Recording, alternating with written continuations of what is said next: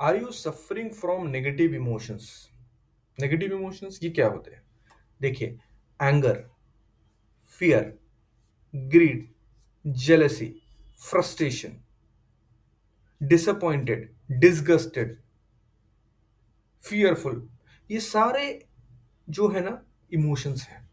अब आप मुझे ये बताओ, अगर ये इमोशंस अगर आपके अंदर में एक्टिव हैं अभी करंटली, क्या चांसेस है कि आप जो भी काम करते हो करोगे वो उसमें आप सक्सेसफुल हो जाओगे? बहुत कम चांसेस है ना।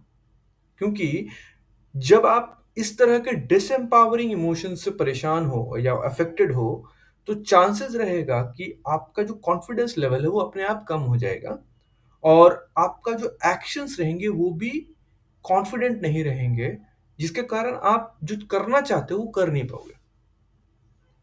तो अगर आप नेगेटिव इमोशन से परेशान हो तो ये वीडियो को जरूर देखें, बिकॉज यहाँ पर मैंने ये बताया है कि नेगेटिव इमोशंस आते कहाँ से हैं और हम उसको ब्रेक कैसे कर सकते हैं। तो इसको बताने के पहले मैं आपको एक स्टोरी सुनाऊंगा, एक इंसिडेंस। दो दोस्त होते हैं, रमेश और सुरेश। रमेश जो है एक बहुत ही लोअर मिडिल क्लास फैमिली से बिलोंग करता है और जब वो छोटा होता है तो वो हमेशा अपने पेरेंट्स को फाइट करता हुआ देखता है। और जब वो धीरे धीरे बड़ा होता है उसने ये भी देखा है कि उसके घर पे पैसे नहीं थे, फाइनेंशियल इश्यूज बहुत रहे हैं, उसके फादर जो हैं वो डेब्ट में हमेशा थे। ये सारा चीज़ देख के वो अपने आप को कंपेयर करता था लोगों के साथ, दूसरे लोगों के साथ, कि जिनके घर में बहुत अच्छी हारमोनी थी, पैसे थे। वो उसको देखता था और बोलता था कि यार वो लोग कितने अच्छे हैं, मैं उतना खुदकिस्मत नहीं हूँ। तो ये सिचुएशन था उसके साथ और जब वो स्कूल गया तो ऑब्वियसली उसका कॉन्फिडेंस तो कम था, उसका कम्युनिकेशन का भी इशू था, वो अच्छे से बात भी नहीं कर पाता था। और ऑब्वियसली दोस्त जो थे उसके वो भी उसको बुली करते थे, अपने ग्रुप में उसको नहीं रखना चाहते थे। तो उसने अपने बचपन से रिजेक्शन ही देखी थी। जैसे तैसे बड़ा हुआ, उसने अपने एजुकेशन जो है वो कंप्लीट करी और उसके बाद एक जॉब मिली उसे।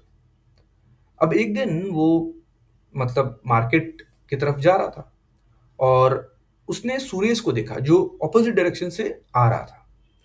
और जैसे उसने देखा तो बड़ा खुश हुआ वो अंदर से कि अरे सुरेश मेरा पुराना दोस्त आ रहा है, चलो मिलते हैं और बात करते हैं, एटलीस्ट कुछ चाय पे चर्चा करेंगे। तो वो उसको बुलाता है, हाय सुरेश। बट सुरेश उसकी तरफ देखता भी नहीं और दौड़ता है। अब ये कहाँ दौड़ रहा है? ये दौड़ता है बस पकड़ने के लिए और बस पकड़ के चला जाता है। अब रमेश जो है वो सोचता है कि यार देखा, मुझे ना कोई पसंद नहीं करता, उसे लगता है मुझसे बात करना उसे पसंद नहीं है।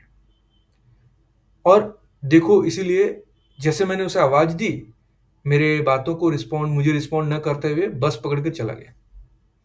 मेरा लाइफ ऐसा ही है। अब ये कौन सा इमोशन उसके अंदर में आ रहा है? ये इमोशन बहुत ही डिसएम्पावरिंग इमोशन है, जो उसके बॉडी लैंग्वेज को भी खराब करता है, उसके एफिशिएंसी को भी खराब करता है। बट क्या आपको पता है ये इमोशंस कहाँ से आए? ये इमोशंस आए जो रमेश अपने बारे में सोचता था उससे, मतलब जो उसके बिलीफ थे, that led to this particular emotion. Emotion of you know sad, feeling lonely, feeling dejected, rejected, है ना। लेकिन सच्चाई कुछ और थी। नंबर वन, सुरेश ने रमेश को देखा ही नहीं। नंबर टू, सुरेश के कानों में ईयरफोन्स लगे हुए थे, तो इसीलिए उसने उसकी आवाज को सुना नहीं। नंबर थ्री, वो बहुत हड़बड़ी में जल्दबाजी में था, उसे अपने ऑफिस पहुंचना था और इसलिए वो दौड़ता हुआ बस पकड़ कर निकल गया। पर रमेश ने कैसे इंटरप्रेट किया इस पर्टिकुलर सिचुएशन को कि सुरेश ने मुझे इग्नोर किया। अब ये इंटरप्रेट क्यों किया उसने ऐसा? बिकॉज रमेश बिलीव करता था कि वो केपेबल नहीं है। अब आप देख रहे हो, जो भी सिचुएशंस हमारे आजू बाजू होते हैं, हम उसे इंटरप्रेट करते हैं, समझते हैं बेस्ड ऑन हम जो अपने बारे में बिलीव करते हैं। और जो हम बिलीव करते हैं हम वैसे ही इमोशंस को अट्रैक्ट करते हैं।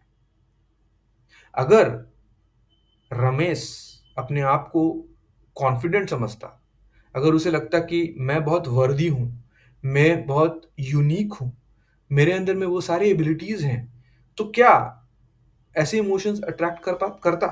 आई एम श्योर आपका आंसर ना होगा।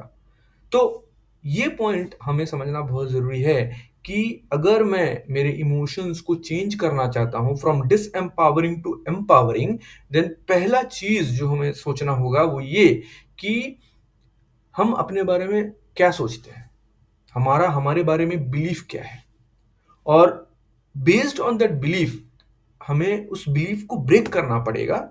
एंड जब हम उसे ब्रेक करेंगे देन हमारे इमोशंस भी चेंज हो जाएंगे।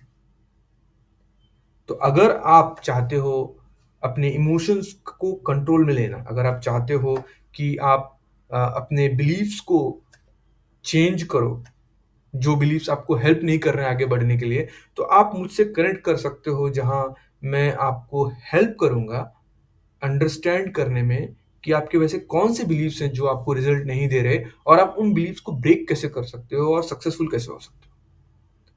तो thank you so much for listening to me. अगर आपने मेरे चैनल को सब्सक्राइब नहीं किया है तो please go and subscribe to my channel, share with your friends, like it, and book a call with me. Connect करते हैं, बातें करते हैं, जानते हैं एक दूसरे को, और क्या पता मैं आपको हेल्प ही कर दूं। Thank you so much, bye bye.